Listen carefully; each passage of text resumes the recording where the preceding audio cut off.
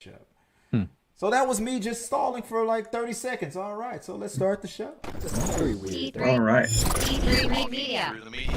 Right. Welcome to another episode of Talking Through the Media, your home for entertainment news by fans for fans. I'm Chris Fagan, and we don't usually stream on a Thursday, but yes, this is the officially episode 208. Damn, that thing, that stuff that Jameson just gave me just kicked in. We're gonna start trying to do this twice a week now. So this is the Thursday episode. I'm gonna say it's the more mature episode. Whenever it's me and the guys, I'm gonna let loose. I'm gonna wear the hat, and I'm gonna give my serious look. I'm gonna look right at the camera, and I'm just gonna turn the sexy on. So in theme of turning on the sexy, let's introduce the rest of the panel, starting with the man himself, Daniel Dyer. What's going on, bro? What's up? How you doing? Daniel Dyer, the king of cosplay, all day, every day. You're gonna be doing something interesting this week, huh? Aren't you? Yes. Yep. I will be going to Dallas Fan Expo on a media pass, so I get to attend it for free. That'll be fun. First time. That's right. They found out. They see what happened was. Let me be honest with you. They found out. They're like, dude, wait. You're on Talking Through the Medias, dude. Oh, here, take the pass. Do you want the VIP? You get to talk. No, I'm just joking. He already had that. So that's why I wanted to hang out with Daniel, because I saw he was doing all the cosplay and stuff. I'm like, dude, you gotta get me the behind the scenes in with Scarlett Johansson, because I think you're gonna be hanging out with her all weekend, right? That's amazing. Oh yeah, definitely, for sure. That's amazing. And speaking of being hella jealous of you hanging out with Scarlett Johansson all day, we got the one, the only, the man himself. Yeah, that's all I heard was Scarlett Johansson. And, Jameson, what's up? Now, obviously you saw my face. I'm like, you're like, yeah, fucking right. Hey, you didn't believe us? I hope you do. Send me a selfie, man. Right. Like if there's anybody that can take Scarlett away from was it Scarlett? Was it Jost? Colin Jost. Colin Jost. So we're gonna talk about. It's me in cosplay. Exactly. Are you gonna be her? Are you gonna go into Captain cosplay? America's ass? Oh Yeah. Go as I'm gonna be Captain America on Saturday. So. And she's gonna be like, "Ooh, I don't know what it is about that look, but I trust you." I'm like, I know, Scarlett. I know you love it. I imagine she makes her husband dress like Captain America. That'd be great.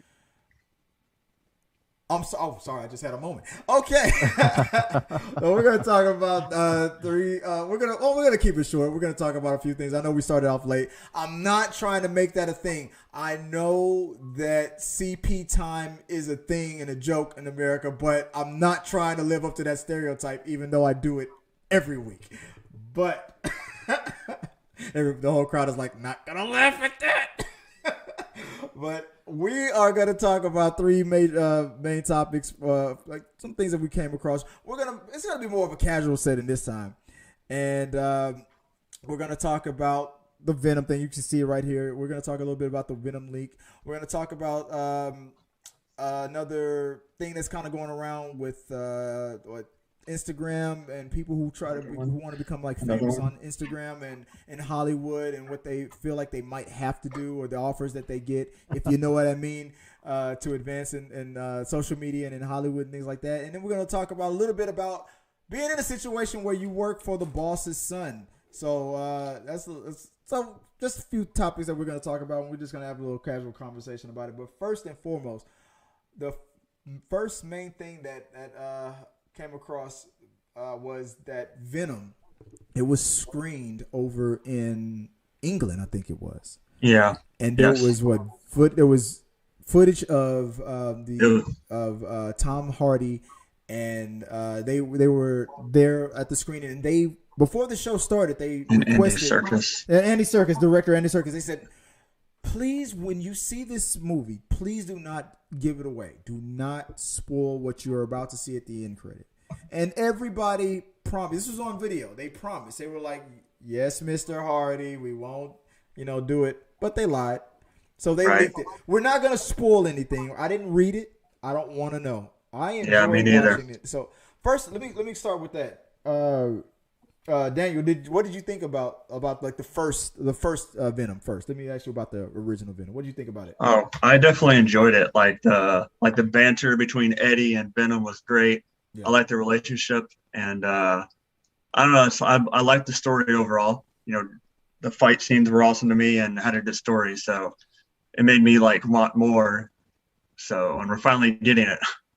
Yeah. So yeah. And what about you, James? Did you see Venom, James? Yeah. We talked about it last week, and I liked it because I wasn't necessarily a purist. I'm not as well versed in the background story, so none of the inconsistencies really ruined it for me. I just liked it as an overall overall movie, overall story, Right. in and of itself. It had action, it had good comedy. I thought the relationship between Eddie Brock and Venom was funny. How they're going back and forth, kind of fighting each other for power the whole time. I liked it. Yeah, I liked it too. I really didn't expect to like it. I really went in there with my expectations lowered, and I went to a advanced screening, because we swing that kind of lumber here on this channel. You swing, huh? You swing lumber? And me and Sean, my friend Sean, we went to it. His expectations were high. He was like, "Dude, this is gonna be awesome" and stuff. I was skeptical. I was hoping for the best, but I was prepared for it to be bad. And I remember, if you go back and watch my review on it, me and Sean, we watched the movies. We went to the car in the parking lot, and I always put the phone up, and we do a in the driveway right out of the theater review. And I let him talk first, and he said how much he enjoyed it, and then he went to me, and I paused for a second, and I was like, I loved it, and it shocked him. You can see the look of shock on his face.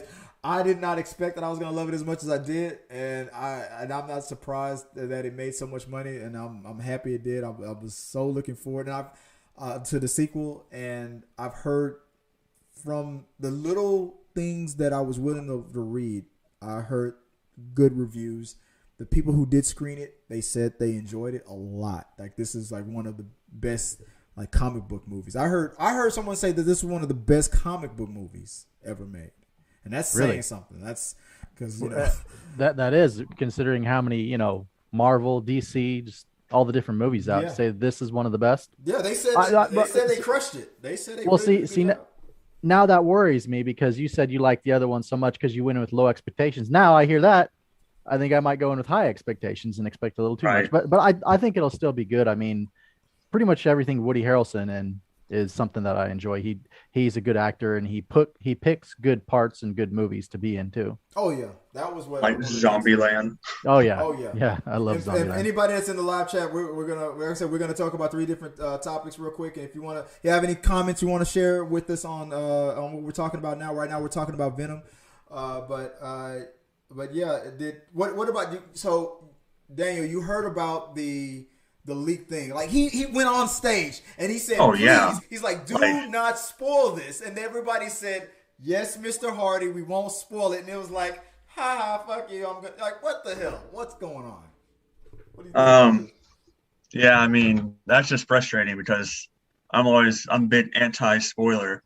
So that's just to knowing that, like, because it was like a fan event too. Yeah. Not like it wasn't like critics watching the movie. So that's why it happened, probably because Oh, yeah. they let fans watch it early, and then it gets the trailer. I mean, it was the credit scene, really, right? I'm what I heard. assuming, Yeah. and I have my feelings of what it might be about, and I don't Right. know. But yeah, I mean, that's what I did too. But like, I just don't want to know it because it was on Twitter. Yeah. I think they released it on Twitter, and like, I'm barely on Twitter, so I'm glad that that's where they put it. And And I mean, I just hate when people do I'm that, heavy like- on TikTok, and with TikTok it's more Okay. visual. So Right. that means if somebody tries to spoil it on TikTok, it's like bam, it's in your face. Boom. So I'm scared. Well, about luckily, I that. haven't been on TikTok much today, so I haven't seen anything. Well, I'm a 17-year-old girl, so Yeah. that's But I mean, that's just frustrating. Like, it kind of makes like you're ruining the fun for everybody. We can't have nice things because of this. Somebody out there always wants to ruin it for everybody, and the damn Brits. just like, oh yeah, we did to see it early. Now let's ruin it for everybody else. I mean, I saw Shang-Chi like 2 weeks early, and I kept secret. I kept silent about it for those 2 weeks. So it's like I don't know. It's not that hard to do. Yeah. The blame squarely is on Sony though. I'm sorry. Yeah. They should have. Okay, so I've been to a lot of pre-screenings. I've been to a lot of press screenings. And guys, if you're watching live, there's a comment box. So if you want to share anything, it's going to pop up right there at the lower right side of the screen. So share your thoughts. But I've been to a lot of screenings before, and with Marvel, it's known that there might be some, spoiler things or spoiler heavy things or things they might want to keep close to the what's that expression, close to the chest, close to the vest, right? And so I've been to screenings where they show the movie, but before the credits start rolling, it stops. They don't show anything with credits or anything with the after credits. I've been to screenings where they would show the whole movie and they would show the credits and they would show you everything. Right. But when it's that public screening, then it's, hey, like they don't the average Joe, they just know that they're getting a chance to see the movie so they can spread good word of mouth. They don't really know much about embargoes. That's why the actors were there and Andy Serkis were there to try to say, please don't do, because they knew that if this was a room full of media people, critics, they would be under an embargo, and if they would have leaked anything, then they would never be invited to the next thing. That they know there's a punishment for that. But the average guy, it's like, dude, you're not gonna fucking tell me what to do. I'm gonna tell everybody that I don't know, Pepper Potts and Aunt May, had a love scene at the end, so whatever the damn situation is, so they're gonna tweet about it. So this falls to me on Sony. Right. I mean, like when we watched Shang-Chi like 2 weeks earlier, that they took the phones away. Like either leave your phone in your car at home, or like you put it in this bag and we give you a ticket, and then movie you like come and get it. Which I think that's like the best thing to do if it's like that early. Wait, are you saying that somebody might have recorded some stuff? I mean, you never know. Cause I've seen that before. Like, yeah. I mean, you always see like that San Diego Comic-Con. People always record stuff. Yeah. Even though they're not supposed to be recording at that time, but it always happens at San Diego Comic-Con. And for people that are watching, because your comments are going to come up on the lower right-hand side, so if you know what's going on, we don't want to be spoiled. So please don't spoil that on this stream. We appreciate it. So if you don't have anything to say, you don't have to say anything. But if you do have something to share, no spoilers. Please, no spoilers on it, because we don't want to spoil it. Anything else, Jameson, about it before we move on to the next topic, or? I just hopefully. Yeah, I mean, I don't think places are going to stop showing screenings. I think maybe they'll be a little tighter on, like, I don't know if they made those people sign NDAs or something. They usually don't. Probably not, and maybe that's something they'll start doing in the future. So there are actual, because like you said, the average Joe they don't have any recourse when it comes to, somebody whose career isn't on the line for sharing information. So maybe they'll start doing stuff like that. Or maybe they'll start, showing edited versions. But the situation, because I've been to both. I've been to regular public advanced screenings, and I've been to press screenings. With the public screenings, it's usually you get the pass through a third party. So it's not like there's a list of names. I mean, to hold people accountable. I mean, even when I go to a public screening, if I violate enough, I'm sure that if they dig into me personally, they could probably still find my the brand and be like, well, we don't want that person or his brand anywhere near any other few. They can find a way to block me. But if I was there at a media press pass and I did it on my brand, they really know who to blacklist from this day forward. But have you gone to many screenings? Daniel said you've been to a few, but have you gone to any advanced screenings before? Maybe like one or two random ones, but nothing where I ever had to sign anything. It was more like friends in this or something like that. Yeah, they don't make you really sign anything. They kind of just make an announcement. And and when they start coming in some more, you guys are definitely down. All I have to do is tell them how many tickets to get. If I get invited to something, you guys, I'll let you guys know when the next one is. Actually, I think I do have some events that are about to come up, so I'll email you guys and let you know. and we'll be considerate and we won't leak all the details. Right, exactly. Yeah. You're about to welcome to Talking Through the Medias. You're about to be spoiled. When me and Sean first started this channel, we would go to the public advanced screenings a lot, and then I started getting press passes, and now Sean will not go to a screening with me at all unless it's a press pass, because when it's a press pass, we get to bypass all the quote unquote regular folks who have to wait in that long line, and we're going to that reserved seat with the words reserved for T3 Medias on the chair and stuff. Ever since that started happening, he's like, is it a press screening pass? I'm like, no, it's a regular pass. He's like, no, I'm not going. I'm not waiting in that line. Like, it's kind of like when you've used the fast pass at Disneyland or Six Flags, and then it's like you try and go back without one, and you're like, exactly. Waiting in lines is for peasants. I'm not, exactly. Like, I'm better than that now. Exactly. So I don't mind doing it. I still do both. I just love movies. So I just want, if there's a chance for a movie that I love that I can get out there and watch early, so I can share my thoughts to the audience before it comes out, I take it. I don't care if I wait in line. But I'm not gonna lie, bypassing that long ass line and then going to a reserved seat with the logo's name, with the logo on the chair, it feels pretty badass. So, I imagine. So you'll see it. It's gonna happen. The next event, I promise you guys, you're gonna be right there with me. All right, guys. Awesome. Let's move on to the next one, guys. Remember, if you're watching live, I said there's a few people here watching with us. If you have something to share, it's gonna pop up on the lower right side of the screen. So if you want to share your thoughts, just type it in below. I know we're live right now. We're on Twitch. We're on Facebook. We're also on YouTube. And just share your thoughts if you have anything to say. But if what you have to say is spoiler related, I appreciate you being quiet. All right, let's move on to the next topic. So a little like risque little topic here. So everyone knows that there are people out there on the in social media in Hollywood who they get just based on how they look or how they present themselves or what have you. They get propositioned for like a little extra. Like if they get, this happens all the time. If you want to get this part in this movie, you have to do such and such for the casting director, or maybe some Instagram model gets an offer. There was an Instagram model who was getting an offer for sex, like to fly over to Dubai, and she pretty much just said everything that she was about to do. And I think that's what this story is about right here. Exposed the hoax. I don't know if it was a hoax or not, but she was on camera saying the popular Instagram model caught on tape offering her body in Dubai to a Dubai sheik, and she laid it out like everything that she was about to do, and it was kind of graphic. So the topic of this conversation is about people in that situation. I know we wanted to get a female's point of view. We weren't able to get that today, Jameson.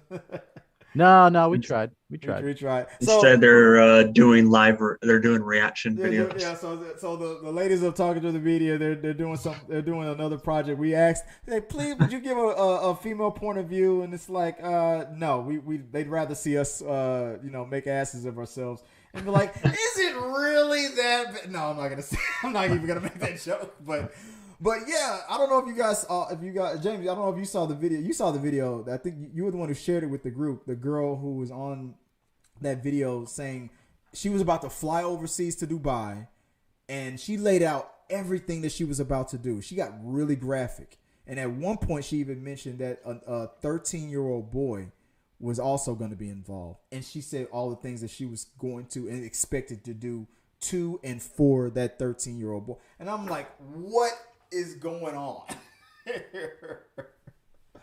So what are your thoughts about that? Like how often do you think like this is like we're not even aware of it? Like a person is on Instagram, you think one thing, and then there's probably this whole other thing that's going on behind the scenes. Like, how often do you think this is going on? Because I'm not getting any of these offers from me. I mean, honestly, I think it's something. I think it happens more often than a lot of people think. Than a lot of people would like to admit. I remember, like, I grew up pretty religious, and I I mean, I knew what a prostitute was, just because I'm human and you hear Mary stuff about Magdalene.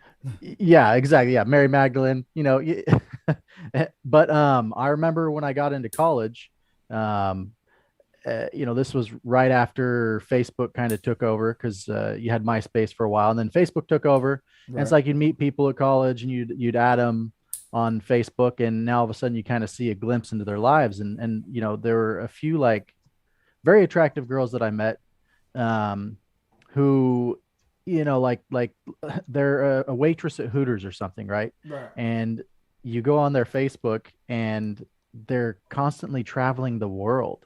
They're in Exactly. college, and they're not just traveling, they're backpacking. They're like staying at all the nicest resorts, and it's like there was a couple girls in particular who I remember, and you know like I said, they like their job, like some of them, one of them, I don't even know if she had a job. The other one was probably like a waitress or something, just like and here I am, I'm in college, I'm working like two jobs, like struggling just to pay my rent. And I'm like, I know they're not making that much more than me, but like, last week she was in Dubai. This week she's, in Europe. She's, going all these countries and posting pictures like in these fancy cars and really nice clothes. I'm like, just those clothes alone, you know, like I know she's not bankrolling this stuff, but Right. but she wasn't listing her The her sources. sources of income, and very quickly I came to realize, through seeing that account and other people's accounts, there's a whole culture of I mean, it's been going on since The world's humans, world's oldest you know, world's oldest profession. yeah, exactly. But I mean, but now with the international community, like being able to travel and do all these things, there's a lot of girls out there that do it on the down low, and some of them, I think with OnlyFans and stuff, like it's become more acceptable to, get your money through that way. But sorry, I'm trying to word it carefully so I don't hurt the algorithm here. But No, you're good. it's become more acceptable. I think back in the day, when I was in college, like fewer people were willing to admit that.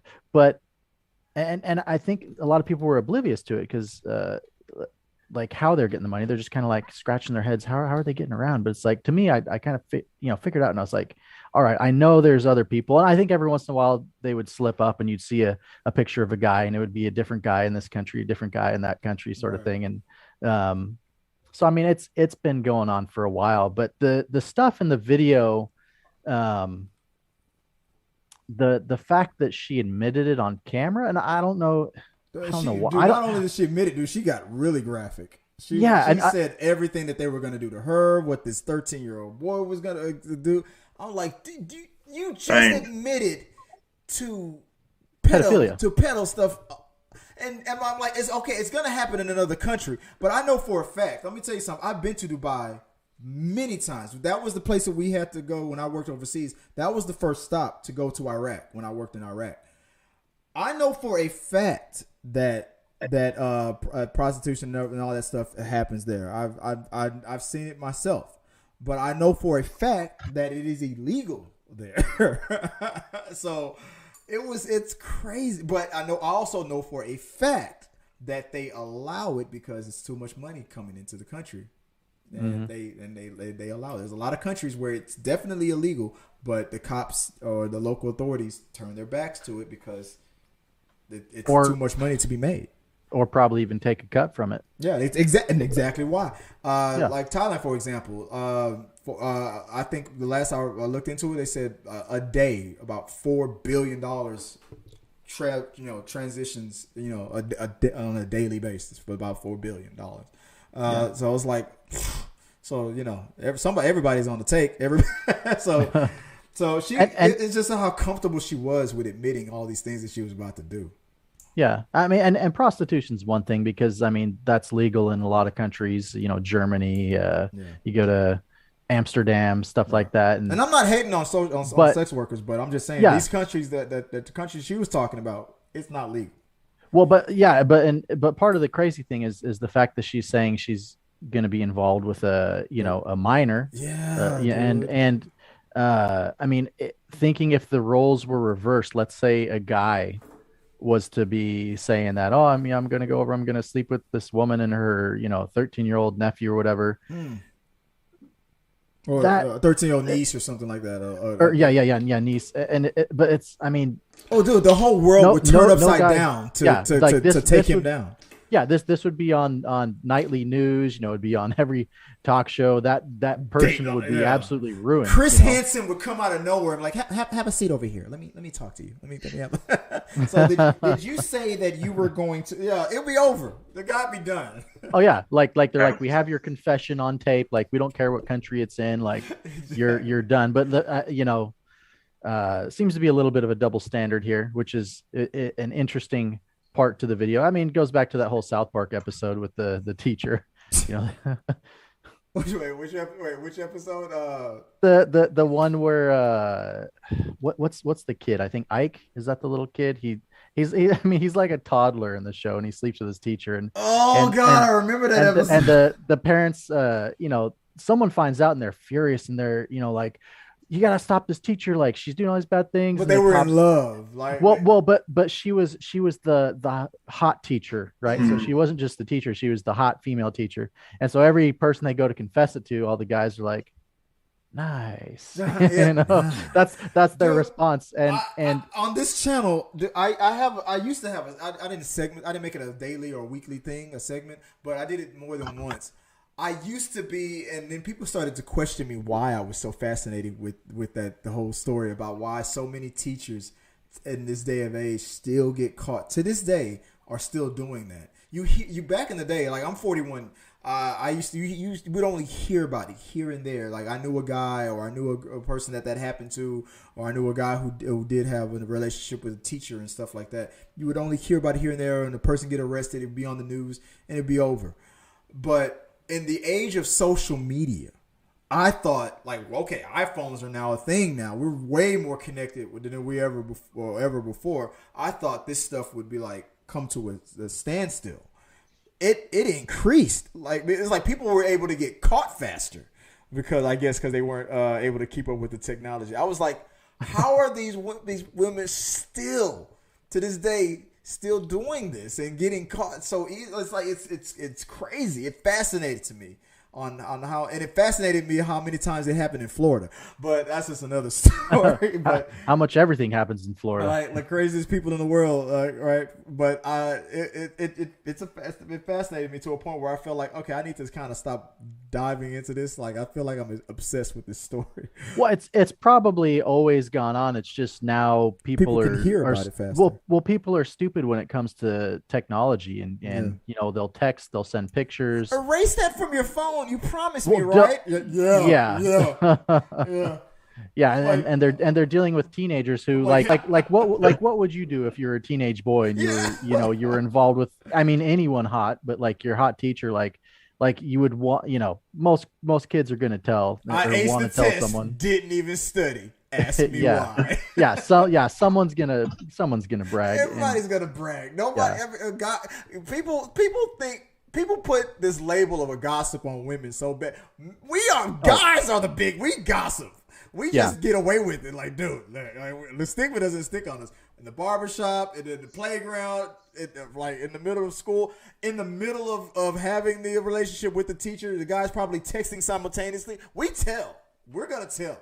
That's just the way we are. I mean, yeah, this probably been happening for years and years, like way before we had social media. And just the fact that, like, I mean, it probably many of these cases went untold because there was no way to like keep it. I mean, there's basically a way to keep it private before all this social media came out. It's like who knows how many times it actually happened throughout those decades. And but when it starts getting exposed, I remember specifically one of the things that was discussed is it even really? I can't say the whole word, but SA, if you know what that stands for, assault. Mm-hmm. Is it really even SA if it's a woman? Because for that to be, people were actually questioning whether or not if it was really assault, because if it's the woman who's in the position of power, then it's technically not. I'm like, and then it was like that started to become a debate for a while. Like women were getting lesser. Like if it was a female teacher, there would be a lesser charge on the female teacher than it would be if it was a male teacher. If that makes sense. Right. And like men who come forward and like reveal like they got, essay by a woman.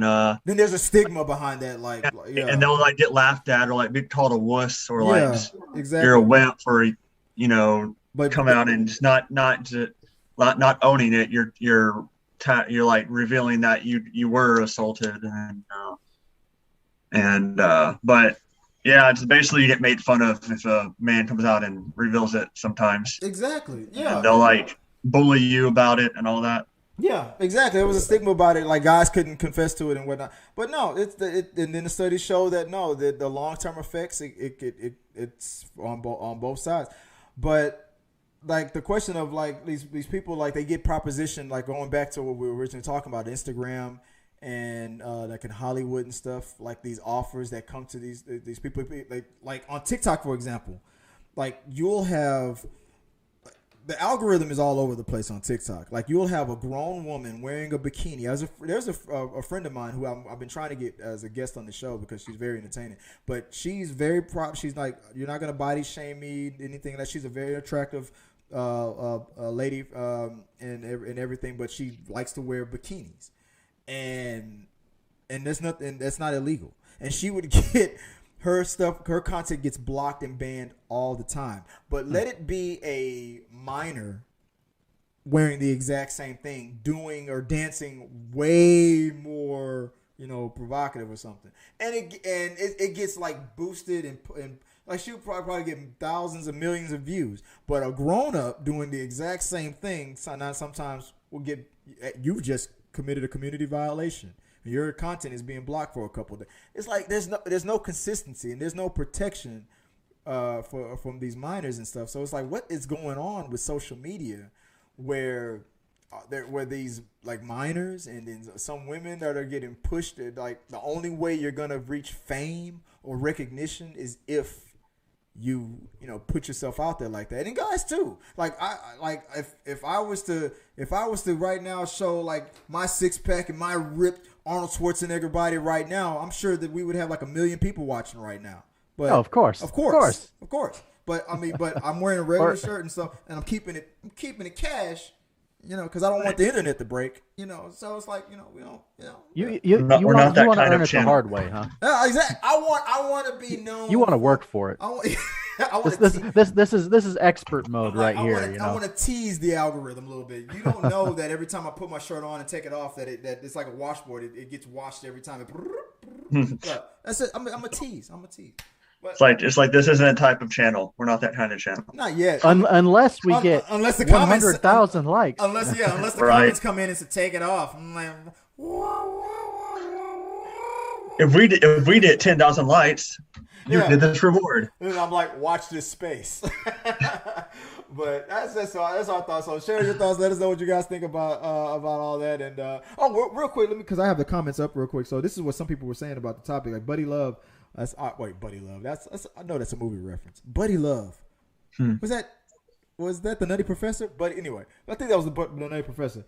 This isn't a shock how y'all think most of them chicks get that stuff on Instagram selling flat tummy tea. Larry Davis says this happens way more than we think. Right. Respect, dignity, and humility is for sale. BK for real says, man, listen, if I was a badass beach at those prices, I'd take a stab at being an Instagram skeezer too. Trust me, if Arab oil beaches started paying for male Instagram, DYCK is what he spelled, hit the gym. I'm gonna hit the gym. Yeah, exactly. It's true. It's true. If the roles were reversed, and I'm sure there are males out there who get propositioned and then are putting themselves out there and get those same offers and stuff too. Wait, where? Well, I'm pretty sure that the guys are probably more discreet about it. Like if they're professionally doing it, I'm pretty sure they probably might be more discreet about it. girls are more. Well, I mean, no, most of. I mean, but the stigma of S work is not as what it used to be. So with only friends is what I'll say, and all that stuff. With that website out there now, it's the stigma that used to be out there back in the day is not the same as it is right now. I'm about to get on that website right now. I mean, like, and put some ground beef on my feet. So. I do think this channel gets paid. Definitely come a long way. Oh, the secret is out. Yep, that's how I do it. That's what we do. You gotta sell some feet pits. Yep, that's right. That's how. I was wondering how you could afford that fancy microphone. That's how you're gonna get in those Venom to see Venom too. Yeah, I gotta do it. All right, moving on to the last topic of the day, guys, real quick. So, what is it like when working for the boss's son? So, Jameson, he shared this story with me. And I thought it was hilarious. So Rick Ross gifts his own son his own Wingstop franchise for his 16th birthday. Now, at first, when I read this, I was just thinking that this was just a funny a story. Like you know, when you got it, you know, you're gonna flaunt it. You're gonna do the best for your kids. But Jameson said something before we started the show. Was like, damn it, could you imagine working for the boss like the boss's son like that, and the dude is 16 years old? Like, I didn't even think of that. Like, dude, let's start with you, James. What do you if you, let's say you were working at Wingstop, you're the same age that you are right now, but you for some whatever reason it was, you needed to get a part-time job. You're at Wingstop, and then oh my God, hey, look alive, Jameson, the boss is coming, and you see this 16-year-old kid. Probably sagging. I don't know Rick Ross's kid, but I'm just gonna stereotype. Probably sagging, coming in. Probably got like 3 different girlfriends from like 3 different countries, asking about productivity. What's your first thought? Man, I hope he'd be cool, you know. But I mean, either way, like having a 16-year-old be your boss, there's just something about that would, you know, rub me the wrong way. It's because, you know, like the kid didn't have to work his way up through the ranks. He hit the sperm lottery. Yeah, well, so I mean, in my experience with any job, is it's hard having somebody who's your boss who's never done your job, right? Because their expectations can be unrealistic. You know, like they don't know how to do your job, and they're trying to tell you how to do it. They've never been through the struggle, right?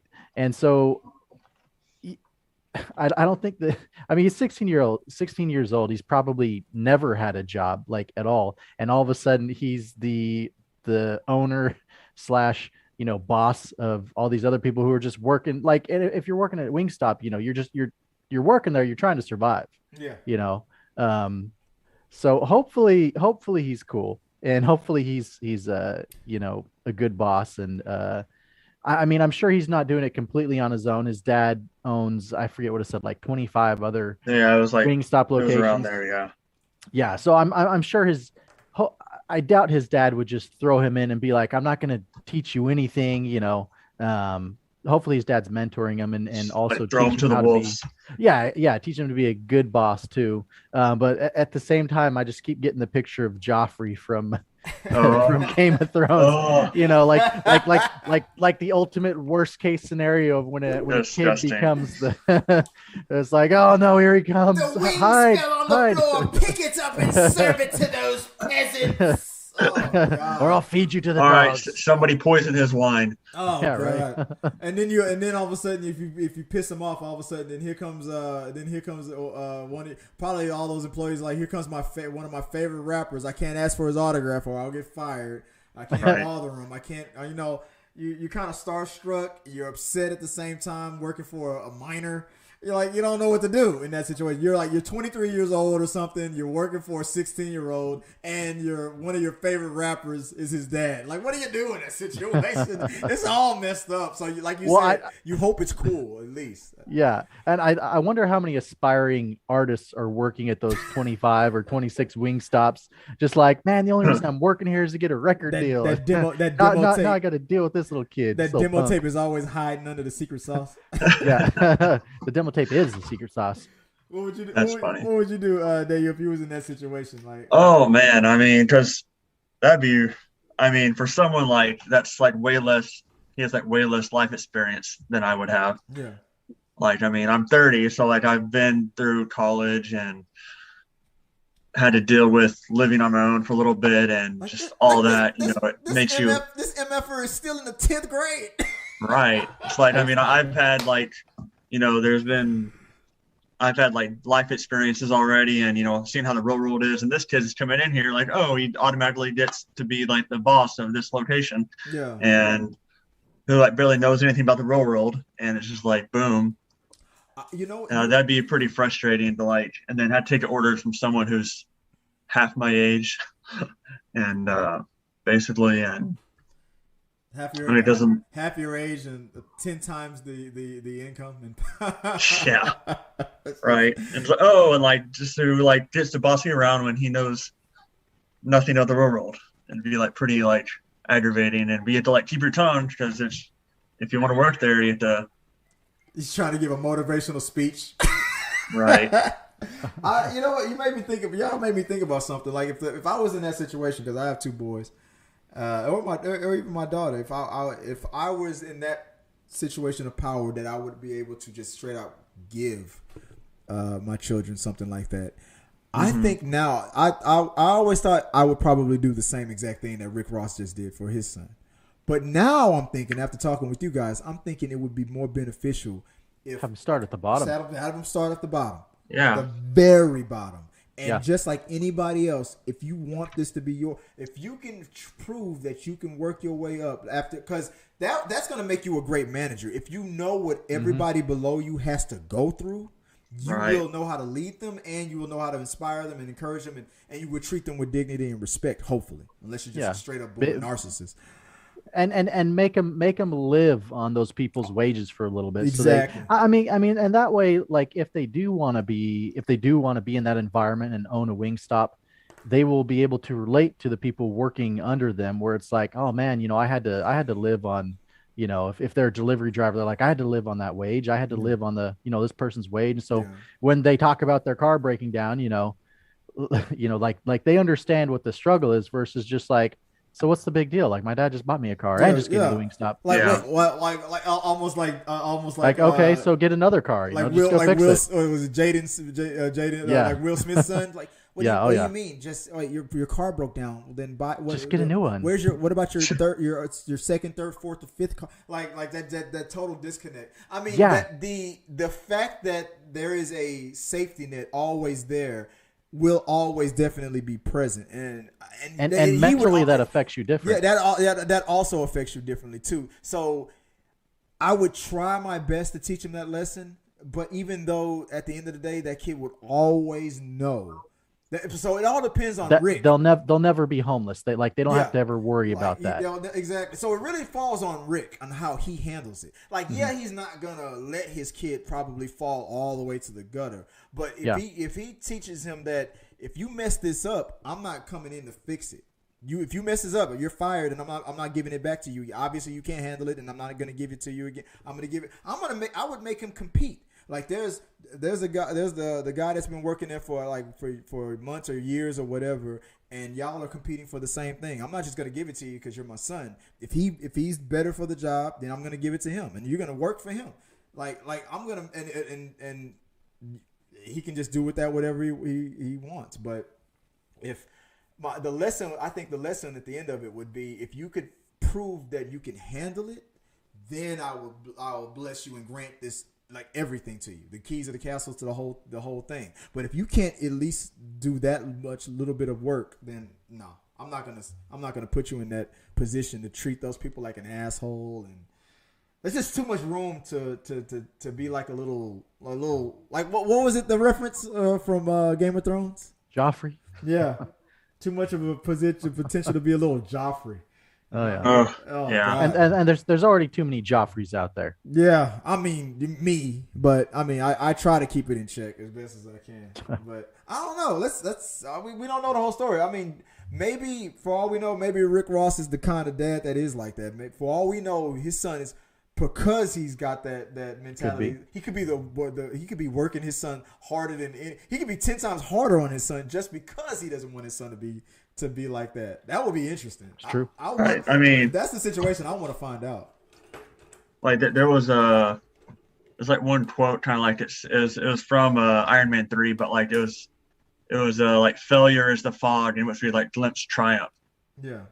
It's basically saying like, oh yeah, there's gonna be failures in life, but it'll give you like a learning experience that you won't succeed at everything, and it'll like build you up to be like a stronger person. So I got that from that quote in that movie, and what's the other one? Like, what's to say? What builds character? What's that quote? Is it like challenge builds character or what? I can't remember exactly. From the same movie? It's not really a movie. It's just like a thing in the real world. Like they always say like something. I know what you mean. I don't know the quote. If it doesn't kill you, it'll make you stronger. Or on Batman Begins. Why do we fall? So we can we learn how to pick ourselves back up. Yeah. So I mean, you're not going to succeed at everything if you're, if you're just working on your own. Yeah, if it's just granted to you all the time, you're gonna have that arrogant like way of looking at everything. You're like, oh, if it breaks, my dad will feel like, you know who my dad is. Like oh man, I wouldn't want to work for that guy. And and basically like stuff like that like doesn't make you like a positive part of society. It just kind of it needs you to like. What was I trying to say? Yeah, makes you a shitty boss. Yeah. Constantly like surrounding yourself with yes men all the time and stuff like that. You're not really. I don't know. I couldn't do it. And you know what? Like as a benefit of the doubt, for all we know, Rick Ross is probably preventing his son from being like that. For all we know, I didn't even read the article. Maybe it says that he granted his son 6-year-old with his own Wingstop franchise. Now you're the boss. Capital BOSS. Exactly. Like you know who you talking to. I'm the motherfucking boss. You're now officially the boss. Keep going. Ross is currently the franchise owner of more than 25 Wingstop locations. He recently helped the company launch Thigh-Stop, which was a way for the business to cope with the shortage of Wingstops. Over the summer, Rose spoke to Complex about his support for Wingstop and why he thinks it's important to let everyone know about the brand. Well, first and foremost, my personal passion for it hasn't wavered any over all the years. I've loved Wingstop. You see, I'm still repping it like the first time I had it, and when I eat Wingstop, it's still like the first time. So this is just basically him just talking about his love for the. He loves wings. He just loves wings, obviously. But what is who does? Is that his son? Is 6? Oh my god! Yeah, that's the boss right there. Oh my! That's who you got scheduling your shifts and the damn balloons on a gold throne. I'm sorry, I would have. It's Joffrey. I would have quit. He's sitting on the throne. Right there. That's a Joffrey pose right there. I would have quit. Now, if it's he's only the owner of it by name only, and there's somebody else running it, maybe that's the situation. But for a fact he's gonna try to after school. He's gonna try to impress his girl. He's gonna get in the car after the bell rings. They're gonna drive over to his Wingstop and order a whole two of those bags. He didn't pay for that shit. Look at that. Right. Look at those 2 bags right there. He didn't pay for it yet. Well, technically, I guess he did because he owns it. So I found the quote. It basically said, "Adversity builds character." Well, and I don't know. He's slouching in a throne. So I feel like he's not gonna. He hasn't dealt with many adversity in his life. I didn't pay for this chicken. Right. Look at it. Everyone wish my son, Big Bank, a happy 16th birthday. Today he became the owner of his first Wingstop franchise. You are now officially a boss. Like, boy, but that was hard to do. Woo! Not. So much. Wow. It only took. That's crazy. I just wonder why, with all the gifts he could have gotten his 16-year-old son. A trip to Dubai with some of those girls from the last segment that we talked about. Yeah. I mean, but I mean, like, there's a lot of other investments. I mean, you could buy your kid stocks or bonds or real estate or something. I mean, maybe he just loves Wingstop so much that he's like, I love it so much. Maybe you're going to love it so much. You can have your own. But I'm trying to figure out the rationale here. Like why give him a Wingstop for his 16th birthday. I would have had him working there. I mean, you want to be the actual manager. You want to own it. I mean, if you can work yourself up to responsibly to the manager level, I will make you I will now then hand the key when you're 18. I mean, well, not legally. I mean, he's 60 because he's 16 now. When he's 18, if I know he has the maturity, then yeah, I would let him be a public known fit, boss. He could go in and be like, hey, why haven't you cleaned up? Blah blah blah. But at 16 and not unless, for all we know, unless that's how he raised them in the house. I mean, we don't know. So. Hey, you just got your driver's license. Here's a Wingstop. I don't know. This picture this picture just tells me. It just. I mean, are you able to get tattoos when you're not 18? I'm loud. All right, I'm joking. Right. I don't know. You guys, you share your thoughts below. Let us know what you guys think. I don't know. I don't think I would have. Hey. Could be the greatest boss of all time for all we know. It could be a party every day at that Wingstop for all we know. But let us know what you guys think, and share your thoughts below. You guys weren't you guys in the chat room that were watching. You guys weren't chatty today. Nobody in the comment section. I set this whole thing up, or did I do something wrong? Let me see. Was the chat room? Was it not on? Was the chats not on? No, I don't know. Let me double check. I don't know. You guys weren't chatting today. I don't know. Well, I'll do better at promoting the show beforehand. I know this was like a last minute thing, but I appreciate you guys for.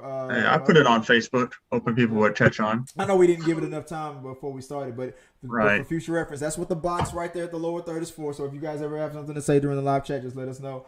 I'll close it out. So starting with Daniel, if you want, if people want to find you online, let them know where they can find you. Yes. So I'm a cosplayer for about 5 years now or so, and mostly there's my cosplay. It's Dyer cosplay on Instagram, so DYER cosplay. And if you're into seeing many different cosplays, you can check me out there. And let them know again where you're going to be out this weekend. Oh, yes. I will be out in Dallas, and it's called Dallas Fan Expo, and it's at their big convention center. Was it Tay Bailey Hutchinson, I believe? You're going to have a lot of recordings and do a lot of interviews. Yes, right? Yes, I have to promote the con, basically, and take pictures and go live to, since they're giving me a free pass to go to the con. Awesome. It'll be a lot of fun, though. Awesome. And Daniel and Jameson Lynch, if they want to find you online, let them know where they can go. So you can find me. I have a photography web page. You can find me on Instagram or Facebook under Jameson Everett Art. Also have a couple YouTube channels I'm working on. Infamous Maximus is one of them, which I'm going to be putting more videos on here in the next coming weeks. Cool. So just stay tuned for that. Awesome. And you guys know me. I'm that guy that's always bugging you guys and annoying the hell out of you on YouTube. Chris Fagan, if you want to find me directly, you can go to Chris W. Fagan on all the social medias, or at T3 Medias if you want to reach out to me or any of us here on the brand. And if any questions, comments, concerns, you want to share any topics, anything that you want us to talk about, anything you want us to react to, let us know at T3 Medias on TikTok, on Twitter, Twitch, all of it. We're live on all of those things, and let's just keep talking, guys. So until next time, guys, keep it right here. Check us out. We're gonna have more reactions, more reviews, more stuff coming up in the week. We got this segments coming up today, tomorrow, and throughout the week until the next live. Every Wednesday, every Thursday, come check it out, and just share your thoughts and your comments, your questions and concerns. Put it in the box below, and let's keep talking. This weekend, we'll even share those on the next episode of We Got Your Mail. So stay tuned for that for this weekend. And I'll reveal my photos with Scarlett Johansson. Oh yeah, okay. And Daniel's gonna have Scarlett Johansson live and on time on his We'll see the archive pictures that were very hush on that. So until next time, guys. Check out the podcast, support the channel, send your comments, and let us know what you're always thinking at all time. And until next time, peace. Our supporters help make all this content possible, so make sure you check out our Patreon page so you can help us bring you the content you want. Push the pedal to the freaking metal. I'm turned up just like heavy metal. Yo.